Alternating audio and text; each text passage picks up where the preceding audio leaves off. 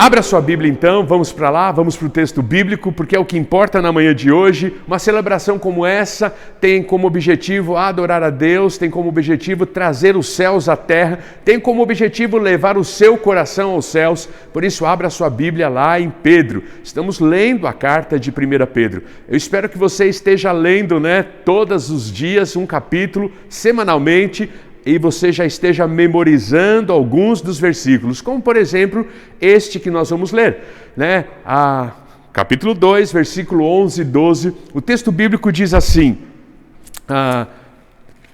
abri aqui no lugar errado, Pedro, segundo capítulo, versículos 11 e 12, Amados, exorto-vos como peregrinos e forasteiros, que sois a vos absterdes das paixões carnais. Essas paixões carnais, vejam, fazem guerra contra a nossa alma. É aquela história, do anjinho que fica aqui dizendo, faça isso, e o diabinho que fica aqui dizendo, faça aquilo. A velha natureza querendo sobrepor-se à nova natureza. O homem antigo que já morreu, querendo prevalecer sobre a nova vida que temos em Jesus. E Pedro vai dizer, abstém-se das paixões carnais que fazem guerra contra a alma. Sabe, aquele desejo de fazer o bem e não conseguir, como o apóstolo Paulo diz também, em Romanos, o bem que eu quero fazer, esse eu não faço, mas o mal que eu não quero, esse faço com muita facilidade. Então, é isso que Pedro está falando. Aí ele vem no versículo 12, mantendo exemplar o vosso procedimento no meio dos gentios, para que naquilo que falam contra vós outros, como de malfeitores, observando-vos em boas obras, glorifiquem a Deus no dia da visitação. Esses dois versículos me fez me identificar, ou criou uma identificação muito profunda com Pedro. Uma identificação que até aqui eu não tinha. Um aspecto, do coração de Pedro que até então eu não conhecia. Mas quando nós olhamos então para esses dois versículos, depois de Pedro, no parágrafo anterior, falar sobre os benefícios da salvação, por exemplo, ele diz assim no versículo 5, também vós mesmos, como pedras que vivem, sois edificados, casa espiritual, para serdes sacerdócio santo. Então, um dos benefícios da salvação é que agora eu não preciso de um intermediador, para estar diante do Pai. Jesus Cristo rasgou o véu que fazia separação entre o altar e o homem. Agora eu tenho acesso livre ao Pai. Eu posso orar na minha casa, eu posso orar no trânsito, eu posso orar na fila do metrô. Eu tenho acesso direto ao Pai, eu tenho então essa comunhão com Ele. Eu sou sacerdote dentro do meu lar, você é sacerdote dentro do seu lar. Aquele que pode fazer então a ligação entre o homem e Deus, vivendo esse sacerdócio, como foi explicado no domingo passado à noite pelo pastor Alexandre. Esse é um dos benefícios da salvação. Quer ver outro benefício da salvação? Versículo 9, nós somos raça eleita, nós somos nação santa, nós somos povo de Deus, propriedade exclusiva de Deus. Esse é outro benefício da salvação. E quando nós olhamos então para o parágrafo que vai do versículo 5 até o versículo 10, nós vemos Pedro listando vários benefícios da salvação. Depois de Pedro fazer isso e enchê-los de motivação, de encorajamento, agora Pedro vai falar sobre os deveres da salvação. A vida é assim, não é mesmo? Você já aprendeu a respeito disso. Nós não vivemos só de direitos, nós vivemos também de deveres. Nenhuma sociedade ela pode ser constituída só de direitos, Ninguém pode só andar pelas ruas dizendo, esse é meu direito, esse é meu direito, esse é meu direito. Mas todos que têm direito também têm deveres. E assim é a vida social, Ou assim é a vida com o Estado. O Estado exige de nós alguns direitos, mas também tem que nos dar alguns... mas nós também temos alguns deveres para com o Estado. Então, o Estado exige de nós algumas coisas, É direito do Estado exigir de nós algumas coisas e é dever nosso cumprir aquilo que o Estado exige de nós. E nós sabemos, aí na sua casa também é assim. Relacionamento com o esposo, relacionamento com o filho, todos estão envolvidos, né, em direitos e deveres. Aquilo que eu tenho para receber, aquilo que eu tenho como doação, aquilo que eu tenho para dar. E Pedro vai nessa linha. E Pedro vai falar assim, vocês foram salvos e vocês têm alguns benefícios, vocês receberam alguns direitos como salvos, mas vocês também têm deveres. E é aqui que eu me identifico com Pedro. Pedro vai apresentar esses deveres do santo, esses deveres do cristão, esses deveres do povo de Deus para com o Estado, para com a sociedade, envolvido com um coração pastoral. Eu quero que vocês leiam comigo Pedro capítulo 5, versículo 1. Rogo-vos, pois, aos presbíteros que há entre vós, eu, presbítero como eles, e testemunha dos sofrimentos de Cristo, e ainda coparticipante da glória que há de ser revelada, pastoreai o rebanho de Deus que há entre vós, não por constrangimento, mas espontaneamente, como Deus quer, nem por sorte a ganância, mas de boa vontade.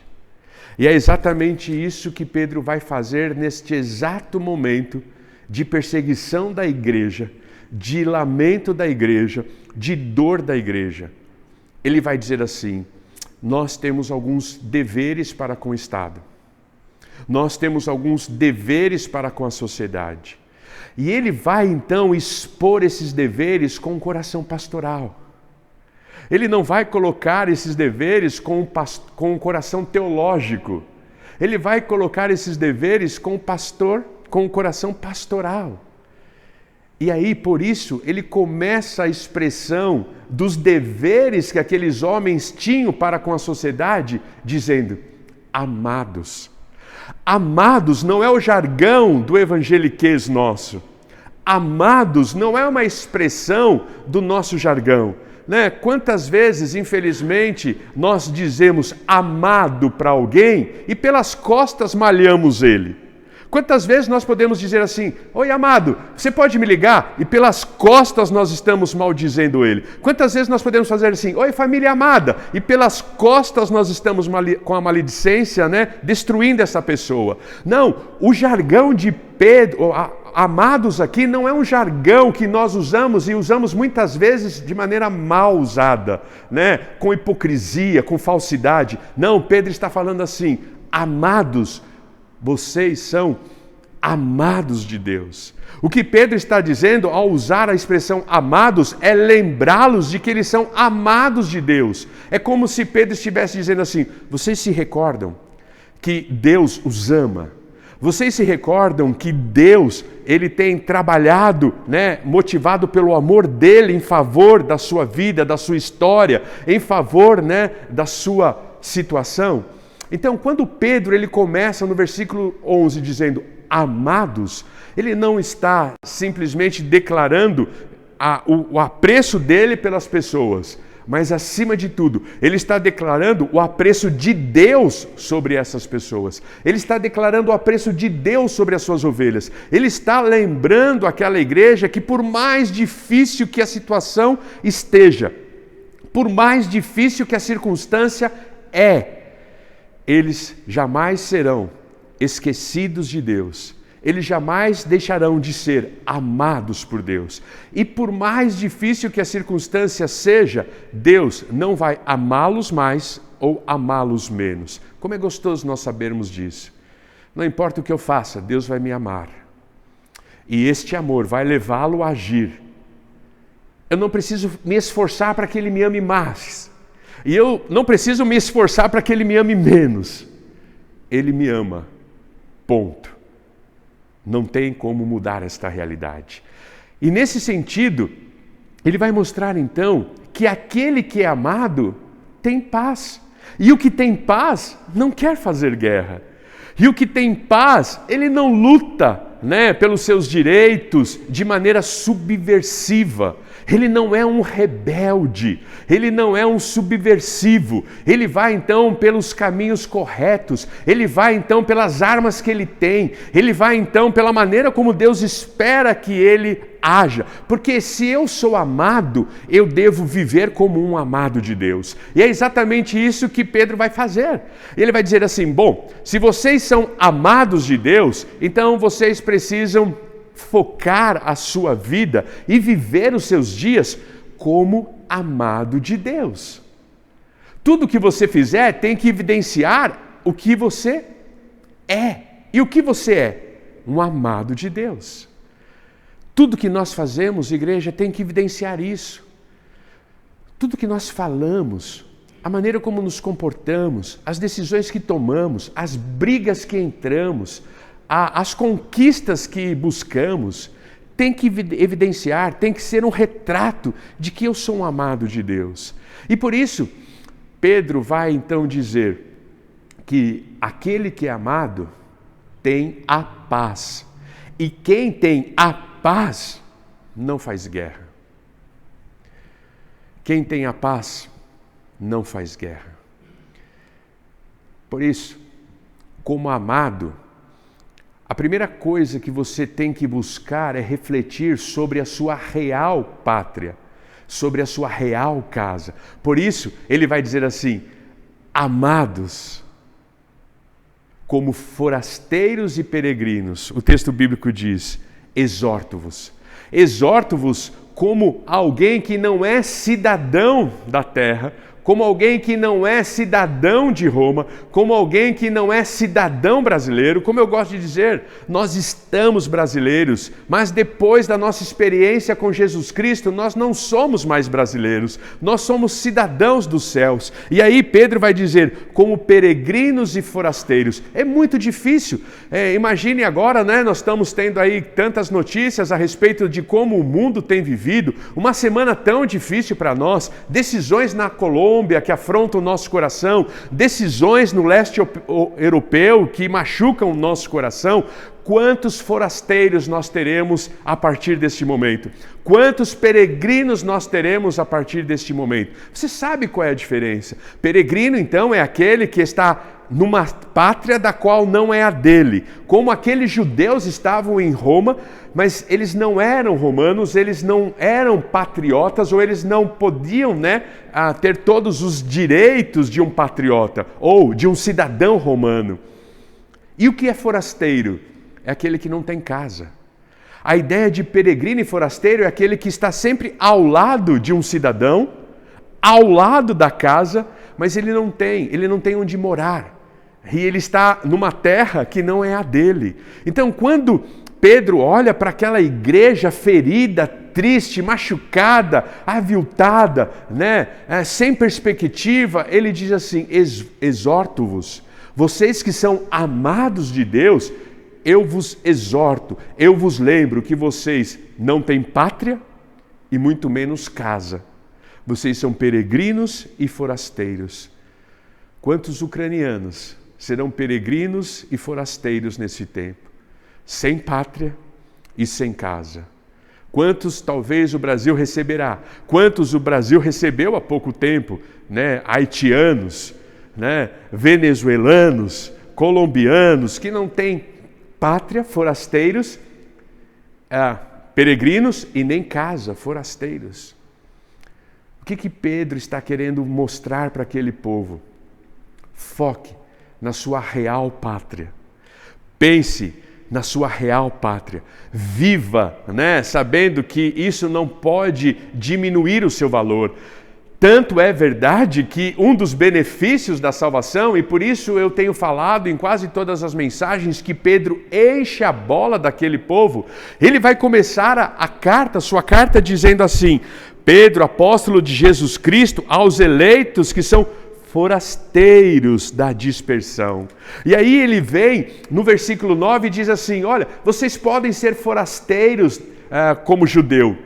Vocês podem ser forasteiros, da sua pátria, de nascença.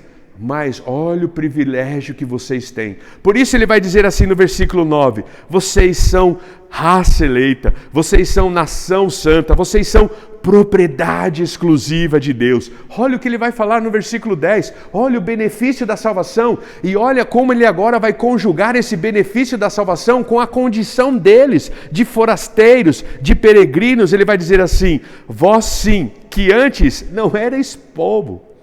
Vocês antes não eram nada, vocês eram simplesmente judeus. E aí vem Roma e destrói, e captura, e tira vocês da sua pátria, e coloca vocês aqui, sem casa, sem rumo, sem terra, sem nada. Vocês não eram nada, mas agora vocês são o quê? Olha como Pedro enche a bola deles. Olha como Pedro os lembra que eles são amados de Deus. Olha como Pedro agora fala assim: então foque nisso. E ele diz assim: agora... antes vocês não erais povo, mas agora sois povo de Deus, que não tinhas alcançado misericórdia, mas agora alcançaste misericórdia. Pedro está falando: está difícil aqui, Nero tem nos perseguido, a situação é adversa, mas coloque o seu foco, coloque a sua atenção na sua pátria verdadeira, na sua casa verdadeira. É como aquilo que Paulo fala em Filipenses capítulo 3, versículo 20. Quero ler com vocês, olha o que o apóstolo Paulo fala em Filipenses capítulo 3, versículo 20. Pois a nossa pátria está nos céus, de onde também aguardamos o Salvador, o Senhor Jesus Cristo. Nossa pátria está nos céus. Todos nós aqui somos peregrinos. Talvez você não seja forasteiro, porque Deus tem te abençoado demais, e tem te dado trabalho, e você tem construído, e você tem comprado casa, você tem condição de pagar o aluguel de uma casa. Talvez você não seja forasteiro, porque a bênção de Deus tem estado sobre a sua vida, mas você jamais pode perder a perspectiva de que você é um peregrino. Você está em terra estranha, você está em pátria estranha. Por isso Jesus Cristo vai reforçar esse sentimento dizendo: não ajunteis tesouros na terra, mas tesouros no céu, onde é a sua real pátria, onde é a sua real casa, onde você habitará. Pedro então vai de maneira amorosa lembrar a eles, que um dos deveres que eles têm para a sociedade da época era refletir sobre a sua real pátria. E aí eles teriam condição de não querer guerra, porque eles tinham paz.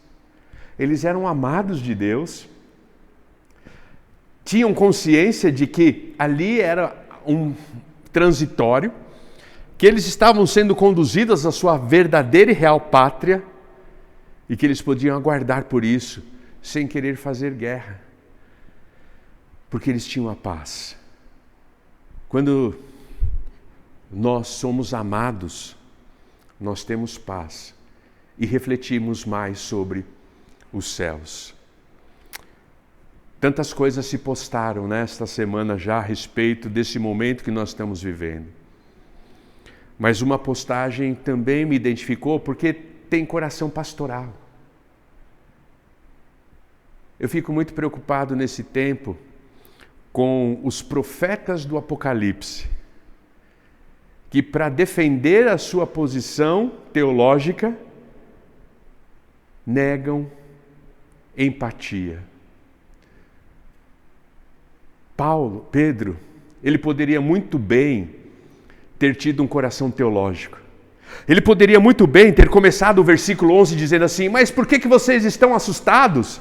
O que vocês esperam? Não foi isso que Jesus disse? Já faz mais ou menos 20 anos que ele morreu.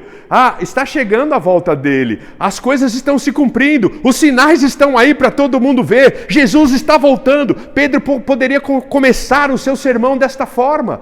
Pedro poderia começar dizendo sobre os deveres que aquele povo teria naquela momento da sociedade dizendo assim, vocês estão assustados por quê? Vocês estão surpresos por quê? Jesus avisou que o mundo terminaria. Jesus falou sobre as tribulações que enfrentaríamos. Você não leu Mateus 24? Você já se esqueceu de Daniel capítulo 7? Você já se esqueceu das 70 semanas de Daniel? Ei, igreja, vocês já se esqueceram de tudo isso? Jesus está voltando. Já são 20 anos que ele partiu. Já fazem 20 anos que ele morreu.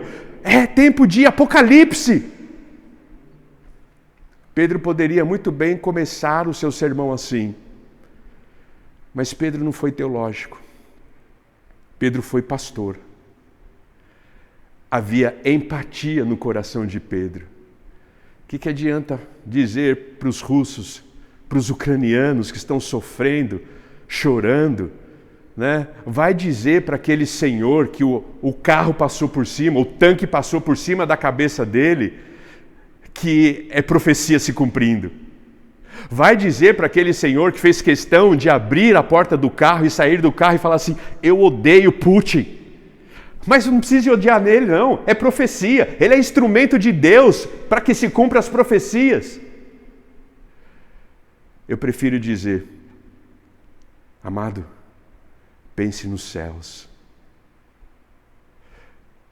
Porque é lá que está a sua real pátria. É para lá que você está indo. Aqui é só dor, mas lá toda lágrima será enxugada. Lá toda lágrima. Lá não haverá mais ranger de dentes. Lá não haverá mais bomba caindo sobre a nossa cabeça. Então, celebre a sua real pátria. Nero está sufocando você. Celebre os céus, porque lá não haverá maldade. Eu prefiro o coração de Pedro do que os profetas do Apocalipse desse tempo. Talvez você prefira os profetas do Apocalipse e aqui a gente vai divergir sempre. Porque eu sempre vou ficar com o coração pastoral. E eu vou sempre abrir mão do coração teológico. E vou sempre ficar com o coração pastoral. E aqui talvez nós vamos ainda nos divergir muito, igreja. Mas é bom que você conheça o seu pastor. Que entre a teologia e o pastor, eu vou ficar com o pastor. Pedro ainda vai olhar para aquela igreja sofrida. Pedro ainda vai olhar para aquele povo que chorava, para aquele povo que não tinha casa, para aquele povo que não tinha onde reclinar a cabeça, para aquele povo que não tinha talvez comida. E vai dizer assim, qual é a sua responsabilidade para com a sociedade nesse momento? Qual é a sua responsabilidade para com o Estado nesse momento? Você é amado de Deus, então você tem paz, você não precisa fazer guerra. E como é que Pedro vai orientar aquele povo a não fazer guerra? Abstende-se, abram mão. Olha, ele está repetindo aquela recomendação que ele fez no versículo 2, né? Quando ele diz assim, desejai evidentemente como crianças recém-nascidos o genuíno leite espiritual. Em contraposição ao versículo 1, despojando-vos, portanto, de toda maldade. Pedro vai de novo trabalhar o versículo 1. Vai despojar da maldade e querer o leite espiritual. E ele vai dizer assim, vos absterdes das paixões carnais. Abstende-se. Abram mão da sua natureza antiga. Abram mão de olho por olho, dente por dente. Abram mão de viver, de maneira vingativa, de querer o mal do outro, de querer prevalecer pela força dos seus braços. Abram mão disso. Pedro vai falar desta forma, não porque ele temia Nero, não porque ele temia o Império Romano, porque Pedro sabia que as armas que ele tinha eram totalmente diferentes das armas que Nero tem, e que se ele fosse lutar pelas mesmas armas, ele estaria errando o alvo. Quando a gente olha para paixões carnais, a primeira sensação que nós temos é de pecados relacionados à sexualidade. Mas não é só isso. Veja o que Pedro fala no capítulo 4, versículo 3. Pedro mesmo explica o que é paixões carnais. Olha o versículo 3. Porque basta o tempo decorrido para terdes executado a vontade dos gentios, tendo andado em dissoluções, concupiscência, Borracheiras não é quem trabalha arrumando pneu, né? Vocês sabem disso. Não é o feminino de borracheiro, né? Borracheiras é aquele que está embriagado, aquele que é dominado pelo álcool, aquele que vive embriagado. Orgias, bebedices e em detestáveis idolatrias. Paixões carnais é amplo. No versículo 3, nós temos um parâmetro do que é paixões carnais. Mas Paulo vai ampliar ainda mais essa ideia de paixões carnais quando lá em Gálatas capítulo 5, do versículo 19 a 21, ele descreve o quê? Ele descreve o quê? Em 5, 19 a 21. Ele descreve as obras da carne. E ali ele vai capturar 4 áreas da vida humana. Ele vai falar sobre sexualidade. Ele vai falar sobre religiosidade, ele vai falar sobre convívio social e ele vai falar sobre domínio próprio. Veja, paixões carnais está envolvendo toda a nossa vida. Envolve a nossa sexualidade, envolve a nossa espiritualidade, envolve a nossa vida social e envolve a questão do domínio próprio. Então, Pedro está falando a respeito de uma inclinação para uma natureza sem Jesus. O que Pedro está dizendo então?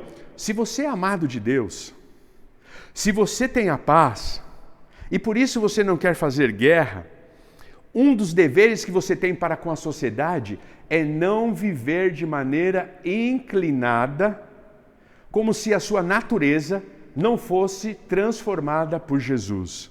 Em outras palavras, não deixe que o velho homem domine as suas ações. Não deixe que o velho homem domine as suas escolhas. Não deixe que o velho homem dite a regra da sua vida. Porque agora você nasceu de novo. E quem nasceu de novo tem armas diferentes. E aqui eu me lembrei de um momento do meu ministério. Toda igreja tem um vizinho trabalhoso. Ou toda igreja é um vizinho trabalhoso. Eu não sei aonde começa isso. Mas eu me recordo de um tempo do meu ministério, quando a igreja tinha um vizinho muito trabalhoso. Um vizinho que perseguia a igreja, um vizinho que, qualquer coisa que a igreja fizesse, mesmo sendo correto, ele então ia lá, reclamava, chamava a polícia, ele implicava com as coisas. E aí eu fui então observar o que esse vizinho fazia. E aí eu percebi que esse vizinho tinha influência política. E porque ele tinha influência política, ele achava então que era dono daquele pedaço.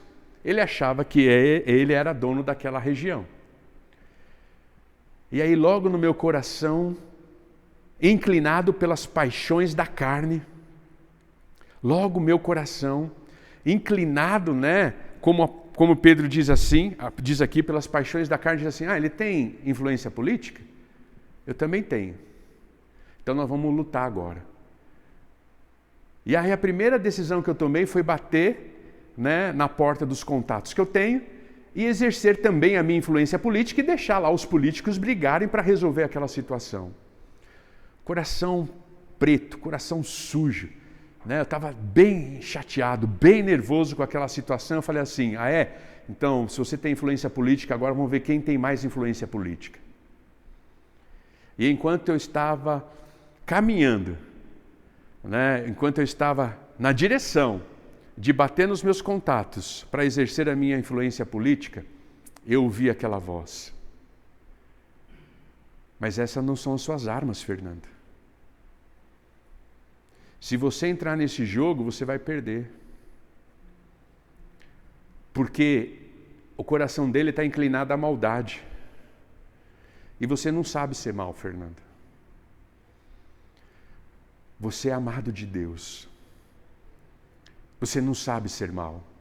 E se você for por essa inclinação, você vai se dar mal. E naquele momento eu me lembrei de 2 Coríntios, capítulo 10, versículo 3 a 5. Porque o texto bíblico de 2 Coríntios, capítulo 10, versículos de 3 a 5, nos lembra quais são as armas que nós temos. Olha o que o texto bíblico diz: porque embora andando na carne, não militamos segundo a carne. Embora eu estando aqui, não é a minha influência política a minha arma, porque as armas da nossa milícia não são carnais. Eu não vou pagar com a mesma moeda porque eu não sou mau, eu vou sair perdendo. E sim poderosas em Deus para destruir fortalezas, anulando sofismas, ideologias. Olha que interessante. Nós temos muitas vezes que combater ideologias que nos ferem, como essa semana, ideologias e decisões nos feriram. Mas não é falando mal dos outros que a gente vence ideologia que nos fere. Olha quais são as nossas armas. Olha o que o texto bíblico continua falando. Ele diz assim: a gente pode destruir sofismas, ideologias e toda altivez que se levanta contra o conhecimento de Deus e levando cativo todo pensamento à obediência de Cristo. E aí ele vai terminar no próximo versículo. E estando prontos para punir toda desobediência, uma vez completa a vossa submissão. Sabe o que Deus falou comigo? Quando Ele me lembrou desse versículo, as suas armas não são as deles. As suas armas estão na oração, está na submissão. As suas armas estão na gentileza. As suas armas estão naquilo que Pedro vai dizer no versículo 12, mantendo exemplar o vosso procedimento.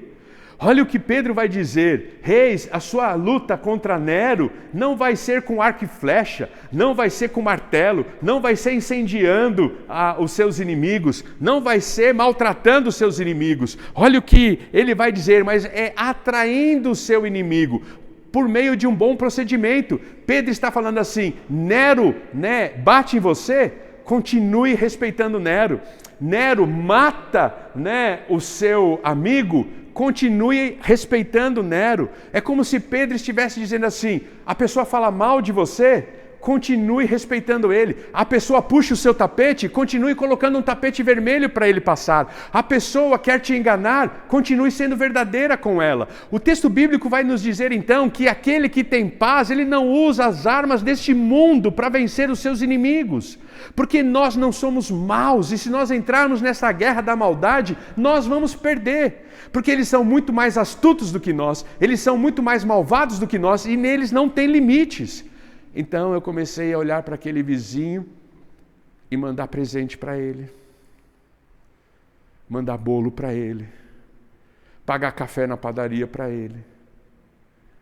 E ele fazia mais maldade. E talvez ria nas minhas costas, dizendo: ah lá, aquele pastor é bobo, pensa que vai me comprar com isso. Até o dia em que um dos seus familiares ficou muito doente. E o médico o chamou e o desenganou, o seu parente. E aquele homem saiu daquela consulta médica e bateu na igreja chorando. E ele disse assim: pastor, eu sei que eu não mereço a sua atenção. Eu sei que eu não mereço o seu cuidado. Eu sei que eu não mereço o seu respeito. Por isso eu quero pedir perdão por tudo que eu fiz até agora de maldade com a sua igreja. Mas eu preciso do Senhor. E ali eu pude sentar com ele, nós choramos juntos, eu pude orar por ele, pude pedir a bênção de Deus sobre aquele que estava doente. E tudo que era ruim passou a ser gostoso. E ele passou a ser um dos maiores defensores do cristianismo e da igreja naquele bairro. Qual arma que você tem usado? Diante dos seus inimigos, qual arma você tem usado? Porque o homem que é amado tem paz. e ele não quer guerra. Por isso, Pedro vai dizer: atraia os seus inimigos. E ele vai dizer como isso? No versículo 12: mantendo exemplar o vosso procedimento. A ideia de exemplar é a ideia de atrativo, é a ideia de belo. O crente em Cristo Jesus deve ter uma vida tão bonita, mas tão bonita, que todos querem estar perto dele.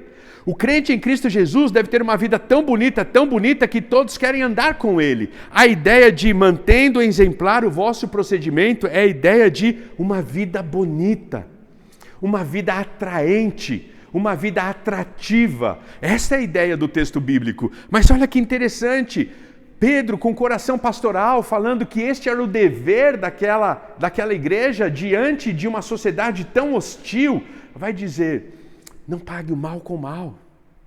Olha, se eles mentem, se eles se levantam, se eles falam coisas contra nós não vamos fazer o mesmo com eles. Nós vamos andar então de uma maneira tal que eles não venham a ter mais razões para dizer nada ao nosso respeito. Olha o que o texto bíblico diz: mantendo exemplar o vosso procedimento no meio dos gentios, para que naquilo que falam contra vós outros, como de malfeitores, observando-vos em vossas boas obras, glorifiquem a Deus no dia da visitação. Esse versículo é lindo.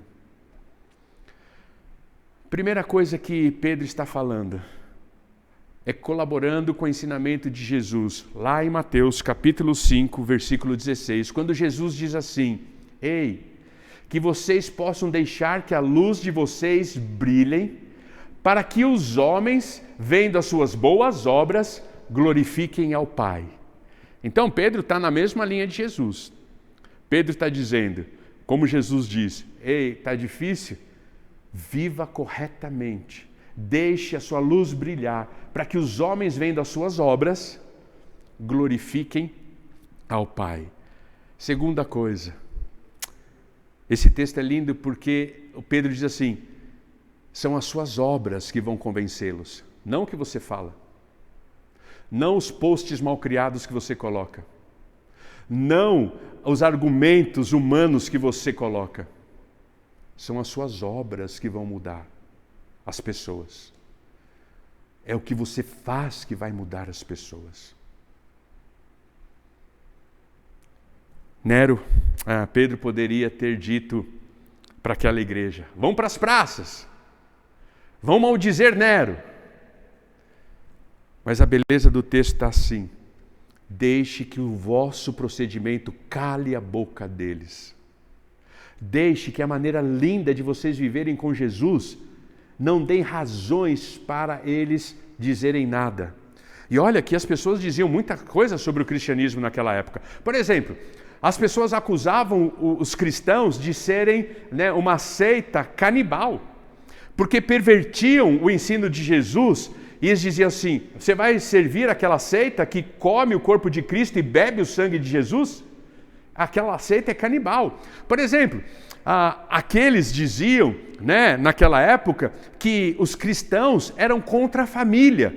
Por quê? Porque um se convertia e já não fazia mais os mesmos procedimentos dos outros. Então é aquela ideia que Jesus falou: ei, vocês pensam que eu vim trazer paz? Mas eu não vim trazer paz, não. Eu vim trazer guerra. Eu vim colocar pais contra os filhos, filhos contra pais. E não é assim. E muitas vezes a pessoa se convertia naquela época, como acontece hoje, e começa a ter então alguns desencontros de valores com a sua própria família. Então eles diziam assim: o cristianismo é contra a família, não seja um cristão não.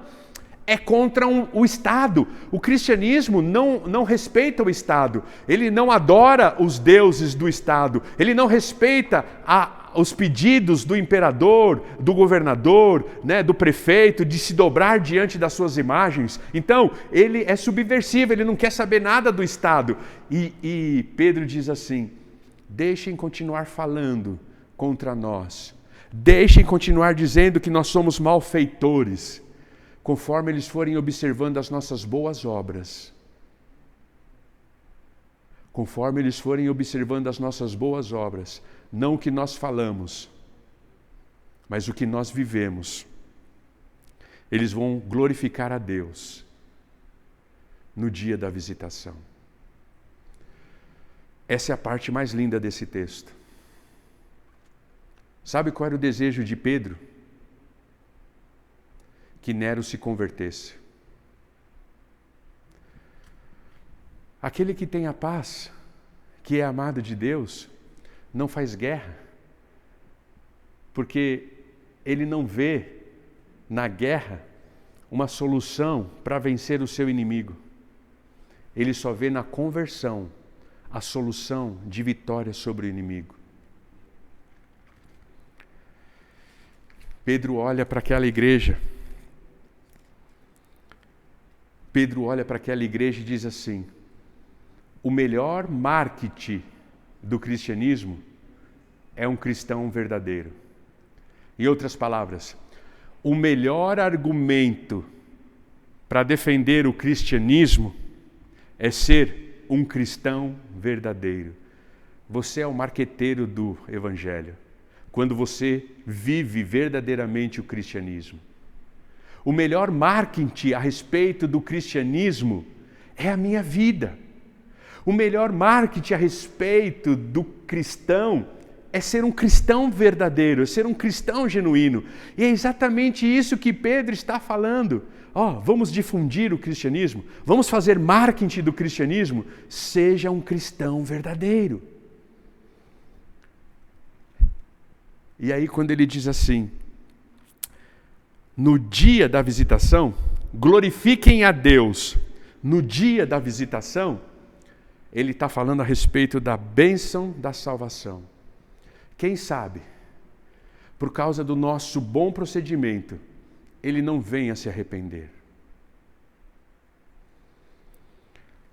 Esta semana, você orou para que os Estados Unidos matassem Putin?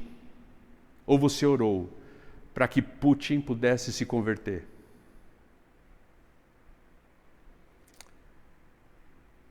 Pedro não queria que Nero morresse. Pedro queria que Nero se convertesse. Porque Pedro tinha paz. O mesmo Pedro que corta a orelha do soldado. O mesmo Pedro que olha para Jesus com toda a autoridade e diz assim: ei, para de falar esse negócio aí que chegou a sua hora de partir. E Jesus tem que olhar nos olhos dele e dizer assim: afasta-te de mim, Satanás. Esse mesmo Pedro, agora com coração pastoral, diz para aquela igreja: vamos viver de maneira bonita, porque eu creio que dessa forma Nero possa se converter. Eu creio que muitos soldados romanos vão se converter. Eu creio que muitos familiares dos soldados romanos vão se converter. Porque essa é a nossa guerra. É ver a conversão dos nossos inimigos. Ontem mesmo eu estava aqui, na calçada da nossa propriedade, esperando os nossos adolescentes e jovens chegarem do passeio que eles fizeram ontem. E na nossa esquina, eu olhando para a propriedade, a nossa esquina à direita, a atividade demoníaca acontecendo em alto e bom som. Eu saí da rodinha de conversa, fui para o estacionamento e fiz a seguinte oração: Pai, converta-os por meio do bom testemunho dessa igreja que está ao lado deles. Que a nossa igreja possa brilhar tanto que eles possam ver as nossas obras e glorificar ao Senhor. E no dia da visitação, entregarem os seus corações a Jesus. Você tem uma responsabilidade muito grande. Nossa igreja é cercada por trabalhos demoníacos. Do lado direito, do lado esquerdo, atrás e à frente. Essa é a nossa luta. Nossa luta continua sendo muito forte contra principados e potestades. Mas será que Satanás é tão astuto que desvia o nosso olhar? Que desvia o nosso olhar? Nós estamos preocupados com as decisões que são tomadas em outro país estamos deixando o inferno prevalecer no nosso entorno. Cuidado, igreja. Deus está exigindo de você nesse tempo um bom procedimento para que o inferno que está estabelecido em nosso entorno, para que o inferno que nos cerca, possa se render aos pés de Jesus por causa do seu bom procedimento. Minha oração é que o inferno que está estabelecido em nosso entorno, no dia da visitação, possa se converter por causa do bom procedimento desta igreja. É muito difícil, né? Pensarmos em tudo isso na manhã de hoje, com tudo que nós temos vivido essa semana e com tudo que tem acontecido no mundo. É muito difícil a gente manter esse coração pastoral nesse tempo. Mas Pedro vai relembrar aquela igreja que quem tem paz não quer guerra. E só tem paz quem tem 3 conhecimentos. Sabe quem ele é, amado. Sabe o que ele é, forasteiro, não no nosso caso, peregrinos no nosso caso. E sabe o que tem que fazer. Tem que ter uma vida bonita, igreja. Tem que ser cristão de verdade. Não dá mais para brincar de cristianismo. Tem que ser cristão de verdade. Porque o principal argumento do cristianismo são os cristãos verdadeiros. Que você possa ter essas 3 coisas. Você sabe quem você é? Amado de Deus. Você sabe o que você é? Forasteiros de Deus. Peregrinos de Deus. E você sabe o que você tem que fazer? Uma vida bonita. Se você tiver um coração pastoral, talvez essa semana você me ajude a orar pela conversão de Putin e de tantos outros que precisam ser convertidas. E não ficar com ideologia política agora criticando os Estados Unidos porque ele não invade a Rússia e não acaba com Putin. Para com isso, igreja. Para com isso. Porque hoje à noite, Pedro vai dizer assim: sejam submissos a Nero. Você tem coragem de ouvir essa mensagem? Então venha para cá hoje à noite. Porque para Pedro, ser cristão genuíno era ser submisso a Nero. Se você tem coragem de ouvir essa mensagem, vem para cá hoje à noite. E a minha oração é que você mude a sua forma de pensar. Porque para Pedro, o Estado nunca será divinizado. Porque quem tem autoridade é o Deus da eternidade, é o eterno. Só o meu Deus tem toda a autoridade. E Ele divide com quem Ele quiser essa autoridade. Mas a autoridade continua sendo dele. Por isso, o Estado nunca será divinizado, como muitos de nós temos divinizado o Estado. Pare com isso, igreja, e ore pela conversão de Putin e de tantos outros. Este é o coração de Pedro. Amados, forasteiros, e orem pela conversão. Esse é o meu coração, que fica muito triste com o que eu vejo os cristãos fazerem. E fico bravo, mas não deveria. Porque Deus não precisa ser defendido. E eu erro quando eu faço isso. Mas a minha oração na manhã de hoje é que você entenda que quem tem paz não faz guerra. Os loucos já sabem disso. Só os cristãos genuínos podem viver isso.